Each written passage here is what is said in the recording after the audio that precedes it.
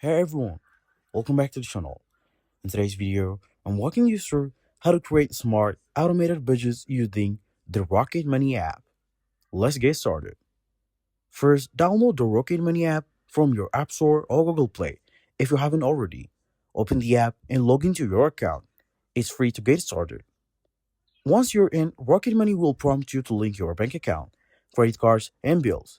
This allows the app to automatically track your income and spending. Now, head to the Budget tab and tap Create a Budget. You can choose from present categories like groceries, dining, or utilities, or create custom ones.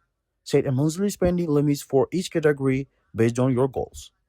Rocket Money uses your past spending to suggest realistic budgets, but you can adjust them anytime. Enable smart notification to get alerts when you're close to exceed the budget. For variable expense like entertainment, use the rollover features to carry over unused funds to next month.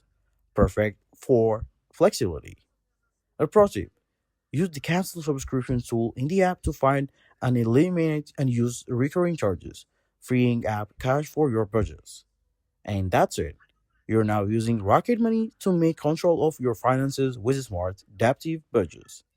If this helped, don't forget to like and subscribe for more tips.